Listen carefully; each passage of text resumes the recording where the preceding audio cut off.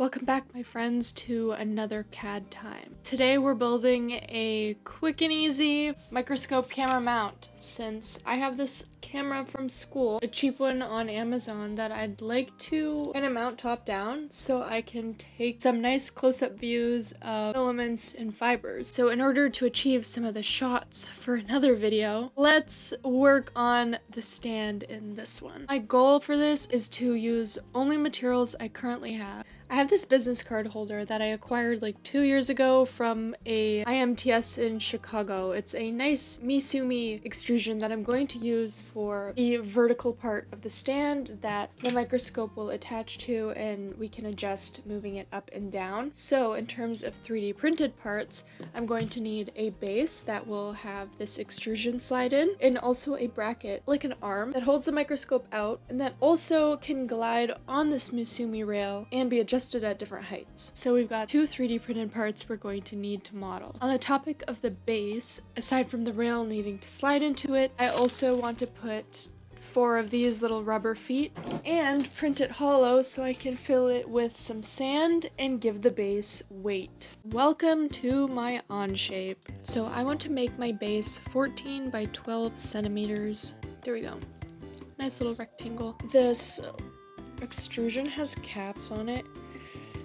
So I'm sure a lot of you have seen aluminum extrusions before, but I'm going to basically make 2 cutouts so that the rail can slide onto the base. It's actually a 30 by 30 extrusion. Okay. Knowing that, I'm gonna find the dimensions for it. There we go. So I'm gonna take these measurements and use them to create the cutout. I think I'll just print a quick little test piece to make sure it fits before I print the whole base.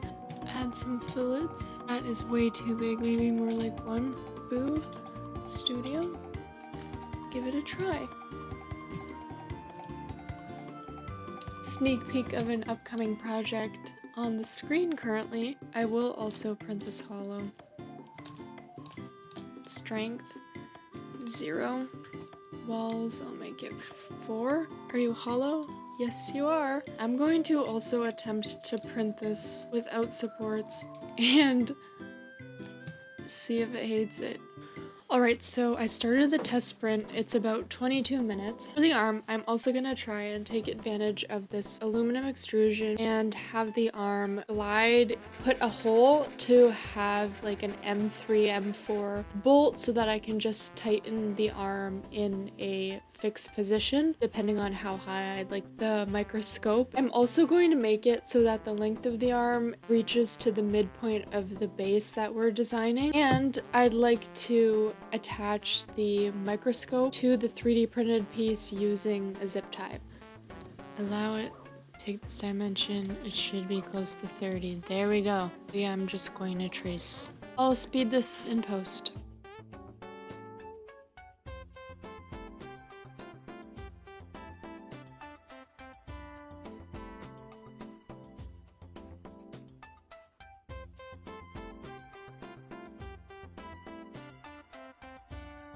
This is the bolt I'll use. Just going to measure the diameter and make the hole slightly bigger. So it'll be a 5mm hole.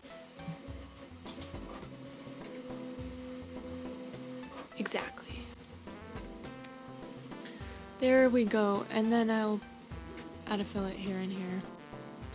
Because why not? We'll make it a 2mm fillet, unless that looks a little crazy. There we go.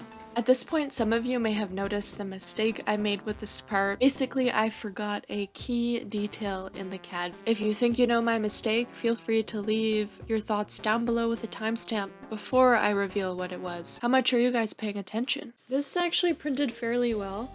Now let's see if it fits on the extrusion how I would like it to. Ooh, perfect! That's perfect. It's kind of snug, which is exactly what I wanted. Might want a third and just print it with supports. I don't like how flimsy it is on the side, just because I didn't want to build with support structures, so I think I'm just going to mirror the geometry. They're going to be very minimal anyway. It's only going to be in this area when it prints, so that's really not so bad. Okay, in the meantime, I'm going to start print on this test piece and hope we have the same luck as this one. So while we're waiting for that test print, might as well work on the base. Alright, this extrude is to be edited to include that feature.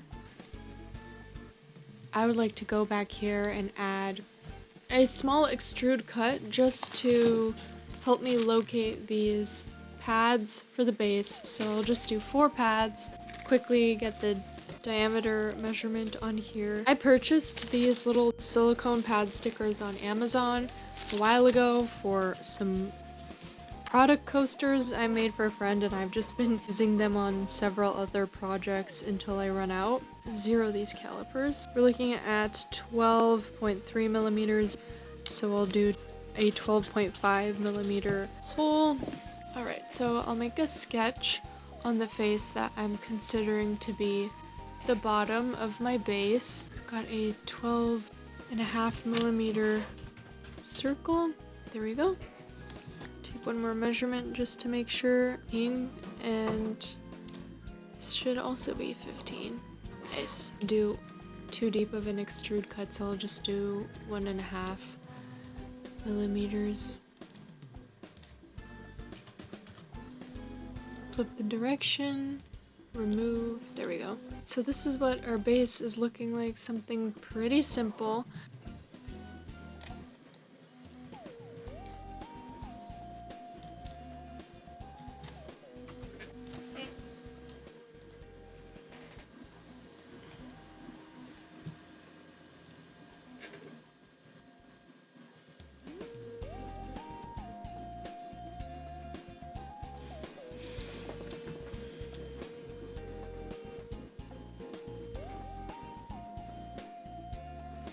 I don't want to build support on the hole here. I feel like it's extremely unnecessary, and it should be hollow. There we go. I will add a pause at layer 530. I keep forgetting that the layer bar, when I screen record, my slicers are out of view, seriously. Basically, I added a print pause by scrolling on the layer bar to that layer, right-clicking and selecting add pause.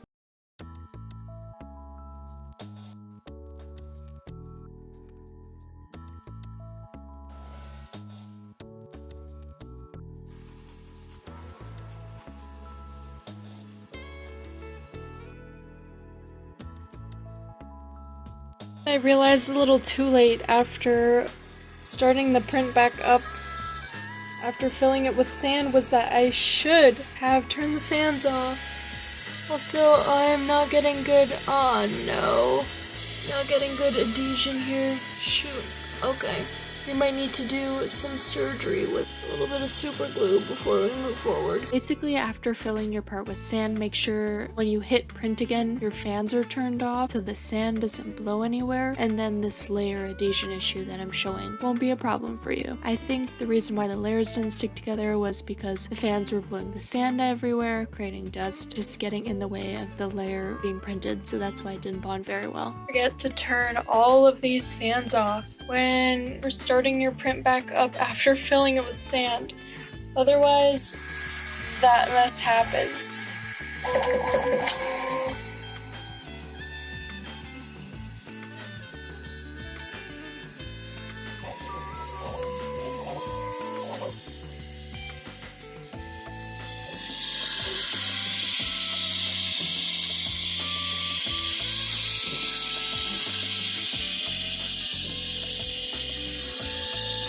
I had to super glue the layer to itself underneath. Hopefully this holds. Not entirely sure why it's printing this, but oh well. That's a bridge. I think this is ready for printing. Actually, I'm back. I did slightly decrease this extrusion by 3 millimeters. I feel like I could probably get away with less, but I'm gonna keep it at a 12 millimeter extrusion. I think I want to write Strelkomania on the front here, so that's what I'm going to do. Nice. Alright, this is what we're looking with still a pause on layer 5. Alright, this test print just finished, so let's see if it fits well on the extrusion. Oh, it's snug. Nice. Perfect. Perfect. 2 for 2. So that means we will keep going using that sketch. Complete the microscope holders. When looking at this microscope, I'd like to grab it right here near the bottom so that I have a larger range of motion when I'm moving up and down the extrusion. The difference if I grab it up here is that it'll hit the base a lot sooner in terms of travel on the extrusion. What I'll need is this diameter, about 30 millimeters, 30.2. Remembering that our 52.5 measurement brings us to about the center of that base we're currently printing. I'll make it slightly smaller, 30. I'll keep my wall to be, I'll make it 3 millimeters as well, so that will mean we need a 36 diameter on this circle right here. So how I would like to go about attaching it is basically by creating a C and then wrapping a zip tie around it to hold the microscope in place, complete with some double-sided tape if needed so it doesn't slip out. So how I will do that is over on the side here, basically something like this. And then for the actual arm, how thick should I make that? I feel like 8 millimeters might be overkill, but we'll do 8 so it matches some of this geometry. I'll definitely extrude and add fillets. So in terms of how thick I'd like to make it, that will depend on how wide my zip tie is. 3 millimeters wide. I'll make the track in the arm for the zip tie around the microscope 3.5 millimeters since the zip tie is 3 millimeters thick. Yeah, I'll do it by 5 this way. 5, so 2.5, 2.5. There we go. So now basically I need to make a zip tie track.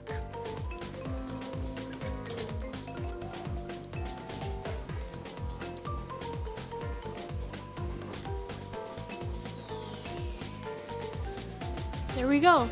So now the zip tie has a track to go through and we'll use it to hold the microscope in this arm. I'm going to add probably chamfers here, hoping it'll be more self-supporting if I do that.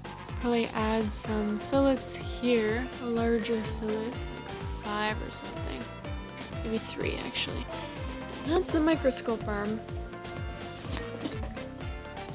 Looks like a really funny bubble wand. Just gonna slice it. 48 minutes. 54 minutes left on that other print. I might as well cue it up on the prusa. I'm going to print it using this eSun sample I have. It's their EPLA Silk Candy in silver and blue. It's a dual extrusion in this navy blue and silver color. Welcome back. This print just finished. It is filled with sand. And listen to how dense it sounds. We did have a mishap. I'm going to reinforce this seam with more Gorilla Glue because the last thing I want is this to break and have the sand go everywhere. Alright, let's take it off.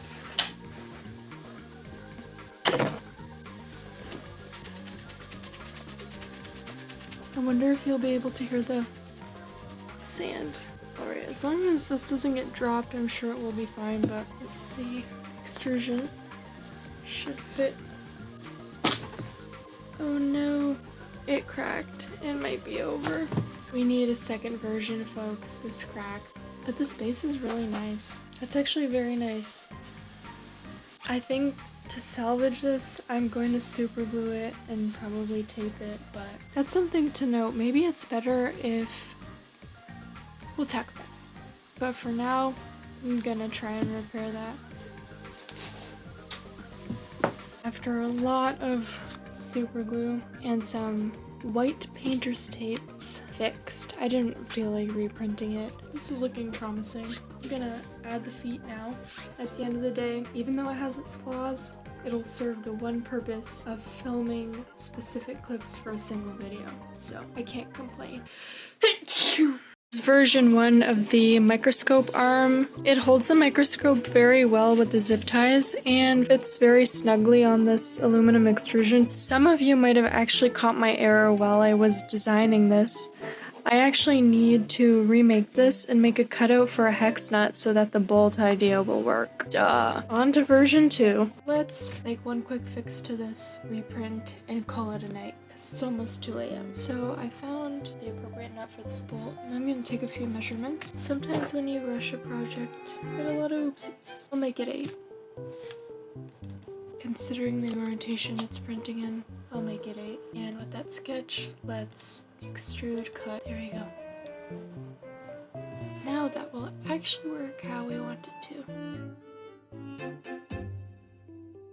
Just started editing this video while waiting for the last part, which finished, so let's check out the fit. Fits snugly onto the Misumi rail. I do wish the arm was slightly longer. Should have realized that with the first prototype. For now, I think it's more than good enough considering a lot of the shots I'll be doing for my other video will be super up close. I think this is by far one of my favorite parts I've ever modeled for like a functional print. It just looks like a very excessive bubble wand. The dimensions we ended up using on this CAD were pretty snug to the point where we could have gotten away without using the nut and bolts to fasten onto the rail. The print came out awesome without supports, especially the geometry where the nut is sitting. I just press fit the nut, as you can see this black piece here, and now I'm able to use the M5, tighten the arm at a specific height, and the tightening can be done by hand, so I don't really need an Allen key, which is nice. The last thing that needs to be done is to just zip tie the microscope into the holder. But yeah, this turned out awesome. The real test will be if I can get my shots in the morning. I definitely learned a lot from this project in terms of filling prints with sand that I shouldn't have done that. Creates a mess. I can only imagine what will happen if I drop this part and it broke. Next time I am to build something like this, I would gravitate toward a plaster or concrete ready mix. It'll add the way it can dry quickly, and at least if my part breaks from being dropped or if layers crack, I'm not risking spilling sand everywhere. The idea was there, it's serving its purpose as this prototype. Had some cracks that I ended up filling with super glue and then covering in painter's tape, which you can kind of see right here. Not bad for a prototype, a proof of concept. For 2.5 hours and from far away with one eye closed and your head kind of tilted, it's really not so bad. I also think I would have gone ahead and increased the wall count as well and probably have left an infill. That would have been harder to fill with sand, but if I could have used an infill where it was the same pattern on every layer to create like channels that the sand would fall through, I think it would make the part overall stronger and less likely to crack, how it did by just having basically a shell. And yeah, the reason why I had a lot of cracks when I was putting my rail is because I made my 3D printed part too close to the actual dimensions of the aluminum extrusion, but I really wanted that snug fit. So it's a bit of a trade-off when it came to base and its strength versus how it fit with the aluminum extrusion. I could have also strategically sliced it so that the geometry I made for interfacing with the extrusion was printed fully solid. That's a game for the slicer. So thank you for watching this video. Good night. It's 2 a.m. here. Hello, I am well better rested compared to last night. It is officially the next day, and we're going to test out this new stand. Going to look at some things up close and see how well this holds up. So I can only have what seems to be one camera plugged in before it gets really angry. Yeah, this stand is working pretty good. Here's my finger. Something more interesting. How about this first prototype?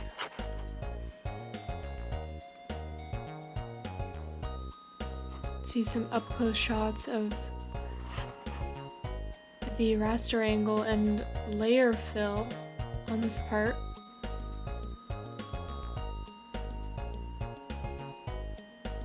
I think that we need to move the scope up a little higher, so I'm just going to undo the bolt in the back and move the arm up. There we go. Tighten it. Now we'll focus again.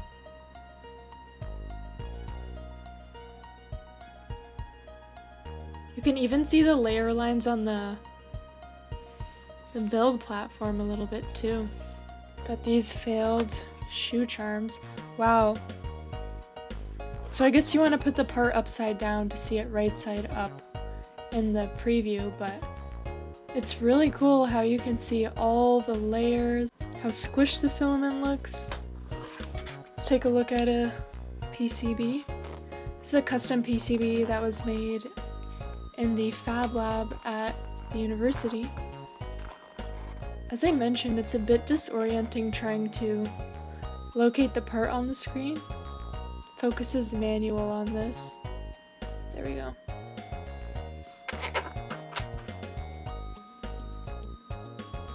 But I would say the stand is a pretty big success. Got another custom PCB over here. These are the diodes. Some things are quite reflective. It doesn't help that the microscope light is super bright as well. A reoccurring problem on a lot of my electronics is that the USB ports always rip off of the surface mount pads. Got my Casio watch. Let's see if we can focus this. Really reflective surface. Turn the light down a little. Get an angle. Yeah. You can see my watch has a lot of scratches. It's gotten a lot of love over the years. Ooh. Let's take a look at this Origami business card as well. We can take a close look at the voids on some of these living hinges. This one's looking pretty good. It hasn't been creased enough, I would say, to really have some bad voids. Right here, there's like a really bulbous extrusion though as it bridged over.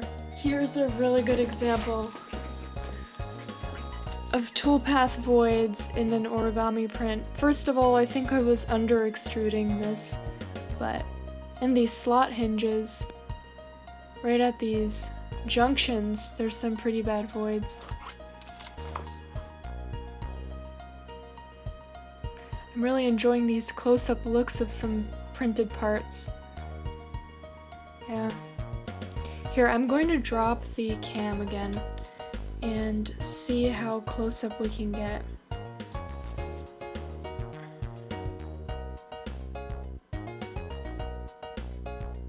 Whoa. See this? We've got delamination of subsequent passes. Wow. That looks very cool. I haven't dropped the cam all the way down, so I'm going to get as close as possible and see if we can focus. Now I'm more so pushing the capability of the microscope, whoa, and less of the stand, but wow, that's really close up. You can even see this blue PLA has like speckles in it, and you can even pick those up.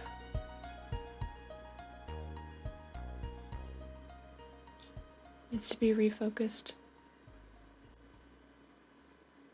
Wow.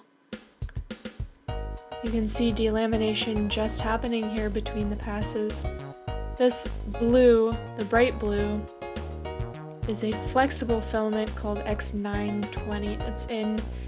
It's a PLA and copolymer blend by Cicada 3D that I've been using for a lot of living hinges in my origami prints.